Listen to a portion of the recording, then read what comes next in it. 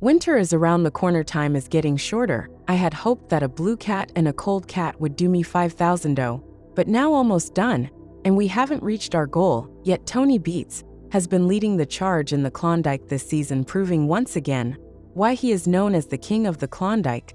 So far, his mining operations have yielded an astonishing 2,914 ounces of gold valued at more than $77 million. With his decades of experience, Tony knows that gold mining is a race against time and the elements. His crew has been pushing through harsh conditions to maintain production, but the frozen ground has made the challenge even tougher. Left it. Music up. His son Mike has been running the TRL at Paradise Hill around the clock, making sure gold keeps flowing in. Meanwhile, his nephew Mike has been managing operations at Indian River, where he had just gotten a lot back up and running. After a week-long shutdown, the operation was running smoothly, and the pay dirt was moving fast. However, Tony faced a serious problem. He was running dangerously low on good ground to mine. To keep things moving, Tony had to find a new sweet spot for gold. The solution: a simple $2 gold pan. He scouted around the site, searching for any signs that would indicate a promising new pay zone. After examining the ground, he found encouraging results, confirming that there was still gold to be extracted. Without hesitation, he called in his crew to begin the process of stripping away the overburden and creating a new wash plant pad for slit. This new location, dubbed Corner Cut, was the next big hope for Tony's season. Could you bring one excavator to the wall? Cut, please. Could you bring one excavator to the wall? Cut, please. Okay, thank you. In order to make the move, cousin Mike had to shut down the 45-ton wash plant at Comeback Cut and transport it to the new site. This was no small task. The frozen rough terrain made moving such heavy equipment incredibly challenging. The operation was led by a massive dozer which struggled to move through the tough ground. I got to make sure that this plan doesn't slide sideways, because once it's going towards the hole on the left, there are no stopping. Despite the harsh conditions, Tony's nephew Mike managed to successfully transport the wash plant to its new destination without any major setbacks. With the equipment in place, the next step was to build up a pay pile. However, just as things started to move forward, the team ran into permafrost. The frozen ground was nearly impenetrable, bringing excavation to a halt. With the site effectively frozen solid, Tony's plan was put on hold. The only option was to wait for the ground to thaw. But time was running out. Waiting for the ground to thaw was not ideal, as each passing day meant potential revenue loss. The crew brainstormed ways to speed up the process, but the reality was that mining in extreme cold came with unavoidable setbacks. Right now, if we don't find any thawed ground, we won't be doing any sling 2SL plans down. So now you lose everything that you made early in the spring until we find some thawed fader, and you're a shutdown. The alternative was to focus more effort on Paradise Hill, where Mike had been keeping the TRL running around the clock. However, shifting resources to one site came with risks: overworking equipment, running through pay dirt too quickly, and potentially leaving the operation vulnerable if any unexpected breakdowns occurred. It kind of sucks, because that means you're going to be sure to pay, right? Yeah, waiting for this to that's going to take forever, yeah. So it's all up, yeah. Despite the uncertainty, Tony remained confident that his years of experience would guide him through the situation. The key was patience and knowing when to push forward and when to hold back. For now, the team had no choice but to rely on the high-yielding TRL at Paradise Hill, while keeping a close eye on Indian River. If the ground thawed in time, they could make up for lost gold, but if it didn't, they would need to pivot their strategy to keep the season profitable. While Tony's operations at Indian River were temporarily stalled, the weekly weigh-in became the focus. With so much uncertainty, the gold totals would reveal whether or not his team was still on track for a successful season. The results showed that despite the setbacks, the Beets crew was still in a strong position. The Comeback Cut produced 7,566 of gold, totaling $190,000. However, the real success came from Paradise Hill, where the TRL brought in a massive 374,340 worth $936,000.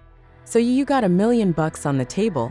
Just about, yeah, that's pretty nice. Even though frozen ground had halted mining at Indian River, Tony's son Mike had stepped up in a big way, making sure the family didn't fall behind. With nearly $1 million in gold from the TRL alone, the week was still a success. However, Tony knew that if the permafrost continued to slow things down, his season could take a serious hit. While Tony Beets was battling frozen ground, Schnabel was locked in his own fight against time with an ambitious goal of reaching 10,000 ounces. By the end of the season, he and his crew were working tirelessly to make up for early losses. They had all three of their wash plants running at full capacity. Knowing that every single ounce mattered at Dominion Creek, Parker's crew was splitting their focus between multiple locations. They were processing top layer pay dirt at the bridge cut while also working to mine out the first half of the long cut. It was a high-risk, high-reward strategy, but Parker knew that staying on course was the only way to reach his goal. One of Parker's big moves for the week involved relocating wash plant Roxanne. The plan was to move it to a new pad, allowing it to SLO directly into an existing pond. This would improve efficiency, but the team had only 24 hours to complete the move. We got our water pump in the lens installed, we've got the shaker deck, the conveyors. Let's do this. The operation hit a brief setback when air was sucked into a pump due to a loose intake hose. However, the issue was quickly identified and fixed, allowing the team to get Roxanne back up and running. Let's do it. Meanwhile, newcomer Tav Peterson was promoted from running rock trucks to feeding Roxanne. It was a step up in responsibility, and he was eager to prove himself. However, he ran into an issue almost immediately, a jam in the hopper. At first, he tried to clear it himself with a shovel, but the blockage persisted. Realizing he needed help, he called in foreman Mitch Blaska, who discovered that a large rock was causing the problem. Fortunately, because Tav reported the issue early, they were able to fix it without major downtime. At the weekly weigh-in, Parker's results showed steady progress. Roxanne's work at the long cut produced 222.00 Big Red, followed with 82.80, bringing in another $227,000. Finally, Bob at Ken and Stewart's site yielded 34,680, adding $867,000 to the total. While Parker was pleased with the results, he knew they still had a long way to go if they wanted to hit 10,000 ounces.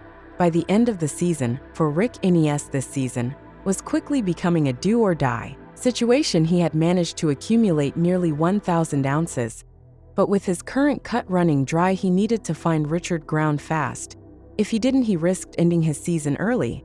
Rick turned his attention to a new location near the bench cut, known as the edge cut. The ground was frozen, and he knew he had to be careful. Instead of jumping in blindly, he took the time to dig a test sample. First 5 hours later, the test results came and there was some gold in the sample, but it wasn't a guaranteed win. Despite this, Rick decided to move forward and began stripping the overburden. As his crew dug deeper, doubts began to creep in. The lack of significant gravel layers suggested that the site might not have enough gold to be worth mining. To be certain, Rick decided to run another test. If the results weren't strong, he would be forced to abandon the edge cut altogether. While waiting, Rick took a moment to showcase his personal rock collection, including a unique Wuong rock and a pair of stone sandals. But when the test results came, in reality hit hard. The sample had produced only 2.55 ounce worth just $6,500. That was far below the 10 ounces he needed to justify continuing. With such disappointing results, Rick was left with a tough decision. If he could find a better pay zone, his season might be over. As the season continued, each miner faced enormous challenges. Tony Beets was battling frozen ground and struggling to keep operations running. Parker Schnabel was working around the clock to reach his 10,000 ounce target. Rick Nes was fighting to stay in the game. The Klondike is unforgiving and success is never guaranteed, but with millions of dollars on the line, there was no room for failure. Every decision, every move, and every ounce of gold mattered.